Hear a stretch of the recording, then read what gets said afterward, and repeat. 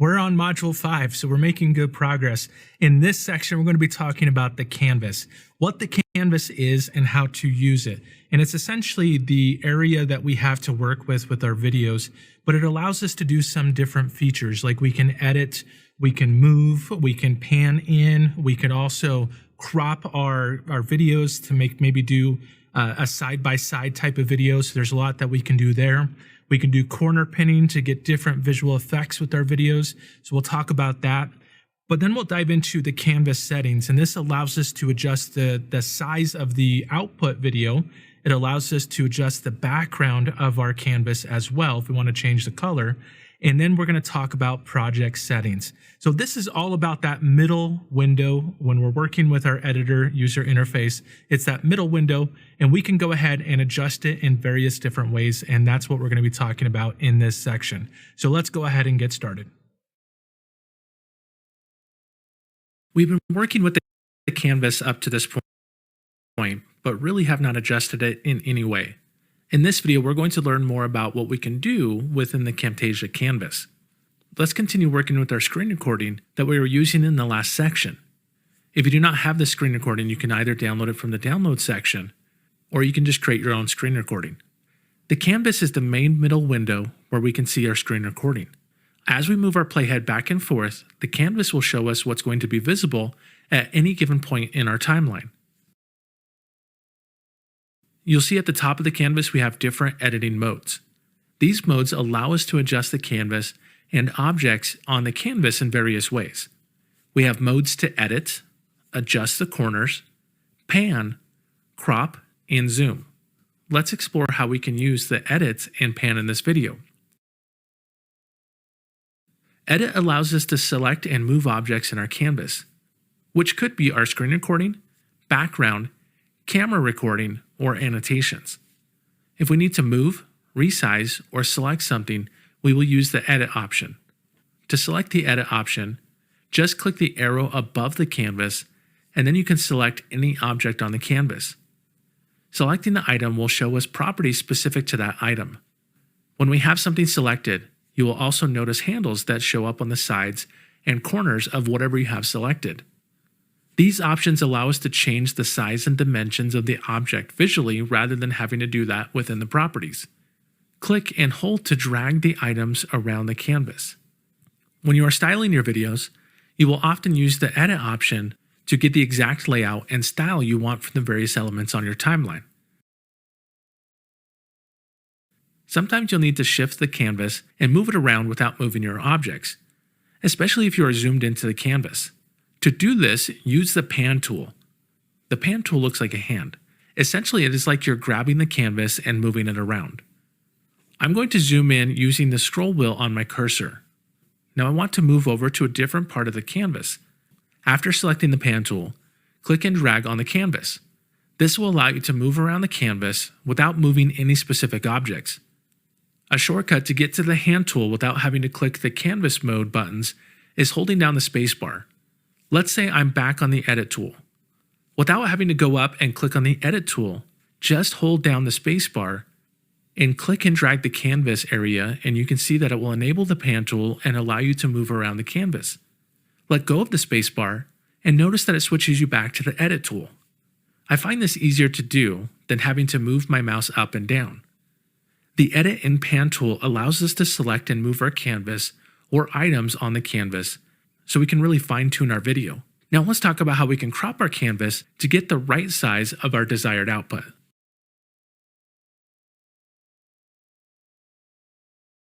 The cropping tool allows us to adjust the size of our media in our video and produce various effects.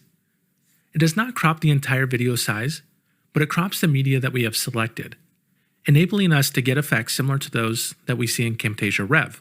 I will start a video with the background in a screen recording. Let's say we want to show more of our background and less of the screen. Select the crop button first, and then select the screen recording. The handles of the screen recording look a little different than they do when we use the edit option. First, the highlight is blue, and the corners are square rather than circles. Clicking on the corners or edges and moving inward will crop the screen recording. Remember that it does not make the screen recording smaller, but it cuts off part of the screen recording. So ensure you do not cut off any critical portion of your screen recording. You can, however, click and drag the middle part of the screen recording to adjust what's visible. I like creating a window into my screen recording and then adjusting the view inside of that window. Adjusting it like this frees up more of my background and allows me to add annotations, text, and even our camera recording, which is how Camtasia Rev works. It has preset crops and layouts for us to select easily. Even if we use Camtasia Rev, knowing how to adjust the crop allows us to fine-tune what we get out of Camtasia Rev. It can also crop images, camera recordings, and even annotations. Let's add some more style to our screen recording by adjusting the corner pinning in the next video. Corner pinning allows us to skew objects in various ways for cool visual effects. Let's set this up to see how we can take advantage of it. I will start with the screen recording, but I will make this screen recording look like it is on a stock computer screen. Let's make sure that we have the image below the screen recording. You can do this by dragging the Track 2 layer below Track 1. We're going to learn more about tracks in the next section. At this point, you can see the image below the screen recording. Now we can start to manipulate the screen recording size and position to fit in the screen area of the image. To start this, click Corner Pinning to adjust the screen recording. Corner pinning will make the outline of our screen recording red. Now we can adjust each corner to align to the screen. It may take some tweaking to get the corners to line up. Since the computer is at an angle, the screen recording will be smaller on one side than the other to make it look like it's also angled.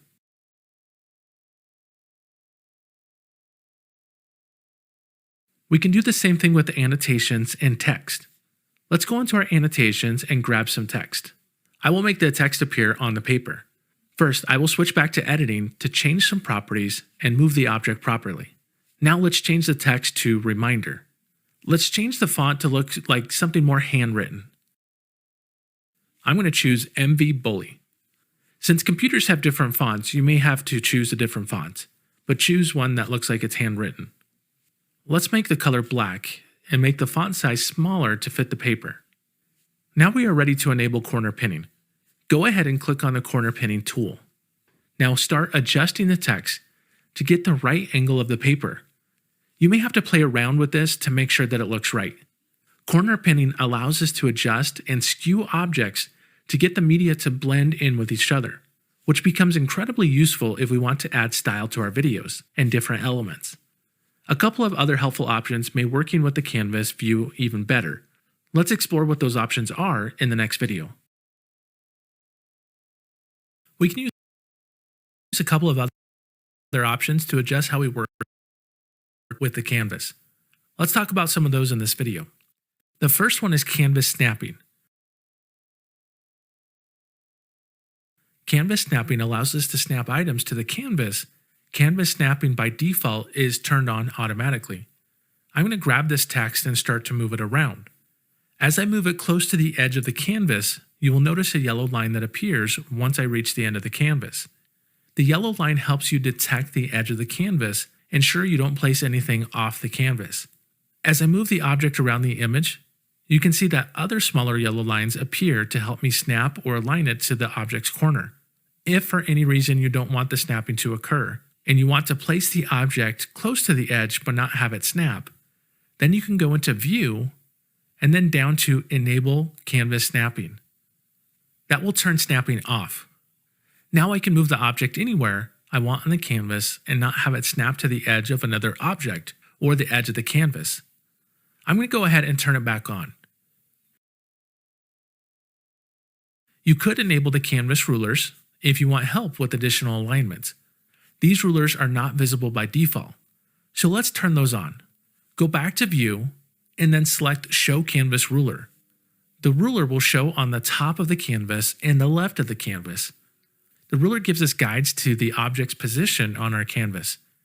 To make a ruler more helpful, you can click and drag lines onto our canvas. I want a horizontal ruler. Click on the top ruler and drag down to the canvas. You can also drag out as many rulers as you want. You can also drag out vertical lines by clicking and dragging on the left ruler. Now, you can set up guides that will help you and align your content. From here, you can drag items close to the ruler and notice how they snap once they get close to the ruler. If you want to remove a ruler, you can right-click on the ruler and select Remove Ruler Guide to remove just one guide, or Remove All Ruler Guides to remove all guides. If you want to keep the guides but hide them briefly, return to the View menu and select on Hide Canvas Ruler. That will hide the ruler and you can work with the canvas without it being visible. But if you want to bring it back, go back into View and then Show Canvas Ruler, and it will bring the rulers and guides back to how you had them. The last view option that we can use is the Canvas Zoom option. You can zoom in and out in a couple of different ways. The first way is above the canvas next to our other mode tools. You see all of the various options if you select the drop-down. The first option is Fit. Fit is a great option to fit the entire canvas in whatever size you have available. Or if you want to, you can zoom in past the 100 by selecting on a higher zoom, or backwards by clicking on a lower percentage. Zooming closer will allow us to see our smaller content better. So we can zoom in and out. An easier way to zoom in and out is by using the scroll wheel on our mouse. Move the mouse over the canvas and scroll up and down, and watch how the canvas gets smaller or bigger. You can also detach the canvas if you are working with multiple monitors. Select the drop-down box and then Detach Canvas, which will pop out the canvas. Now you can move the canvas and resize it as needed. We can close the Detach window to return the canvas to its original spot. That will snap it back into place. Now one last thing. As we zoom in and out, our canvas can sometimes get pushed off to the side. If you run into this, you can snap the canvas back to the center by either going up to View and then Canvas and selecting Center Canvas, or by using Alt-C on Windows or Option-C on a Mac. I have to do this often, so memorizing the shortcut can save you a lot of time. Keep in mind that zooming in and out of the canvas does not change the actual size of your video, just the size that you're viewing it at. To adjust the size of the video, we'll look at one more tool in this section, and that is adjusting the property settings. Let's go ahead and do that next. The last thing I want to cover about the canvas was how to change some of the project settings. To get to the project settings, you can either right-click anywhere on the canvas and then select Project Settings, or you can go to the Zoom drop-down and select Project Settings. Finally, you can access the project settings by going up to the File and then Project Settings on Windows, or Edit and then Project Settings on a Mac. Within the project settings, you can adjust a couple of different things. The first option is changing the canvas dimensions. When we're recording our screen, I recommend recording the entire screen and then adjusting the size of the video in the Camtasia editor. This drop-down is how we change it after recording. Select the drop-down box. The drop-down will show us all of the sizes we saw in our recorder settings. The benefit now, though, is that we can select a new dimension and then animate our full screen recording within that box. For example, I'm going to select the vertical large. You will see that my canvas size has changed, but my screen recording has not. Now I can adjust the size of my screen recording to fit the window.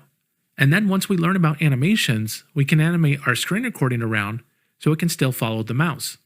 We wouldn't have this sort of flexibility if we did not record the entire screen. I will do a Ctrl-Z a couple of times to return back to the original canvas size. Alright, so I'm going to go ahead and return to our project settings. I will right-click on the canvas and then select Project Settings. We can change the background color from here. The default color is black, but I have sometimes changed this to other colors for different effects. When I create a product intro, for example, I change the color to gray and then just animate the product onto the gray background without having to add an additional annotation. You may only need to do that sometimes, but it is nice to know you can do this if needed. The next option is by adjusting the frame rate. The rule of thumb is to keep that the same as what you recorded on your screen. The last option is to turn auto normalize loudness on or off.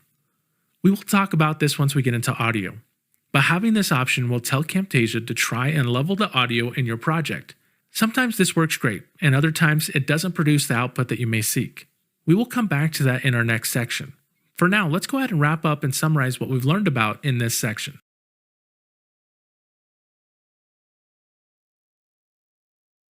Let's go ahead and take what we've learned about in this section and kind of bring it all together.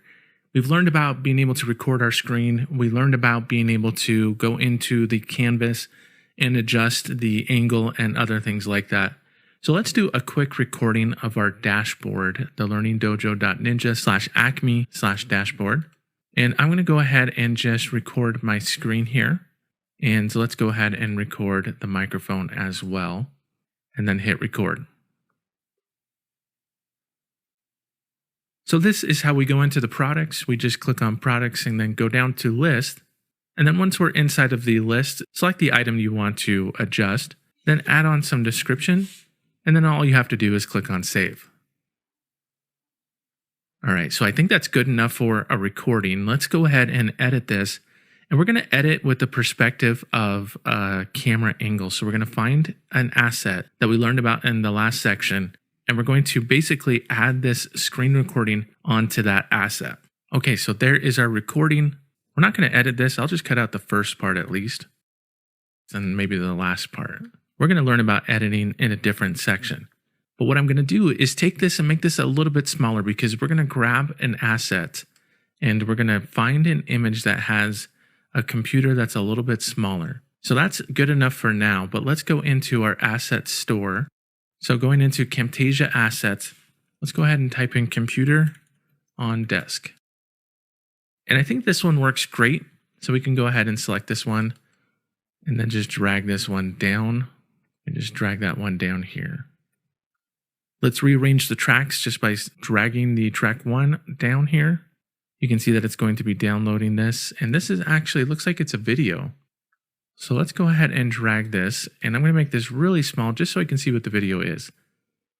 And to me, that works great, because honestly, we can just take that image and we can kind of skew it to fit there. And you can find a similar one if you don't have the asset library. You can go ahead and just find a similar image that kind of just has a camera at an angle here. Now, if I wanted to, I could crop out a little bit, but let's go ahead and just do corner pinning.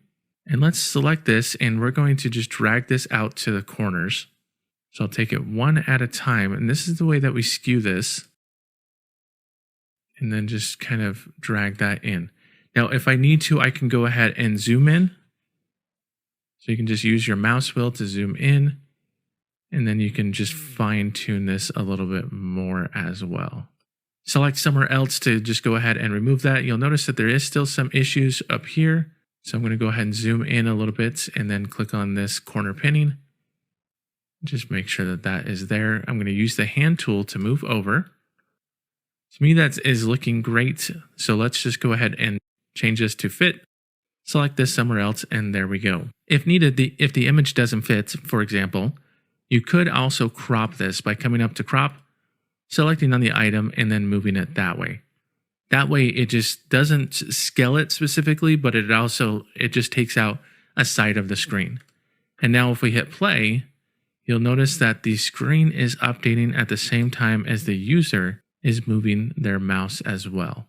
Now that part I may want to cut out because it's typing. And also, you'll notice that this screen recording keeps going at the end. So I may also want to edit that part out, and we'll learn about editing in the next video. But at least for now, we've been able to grab an image or a video, a stock video. We've been able to manipulate the screen recording to make it look like it's part of the screen. And this is taking a lot of what we've learned about in this section and applying it to something that you may use in the future.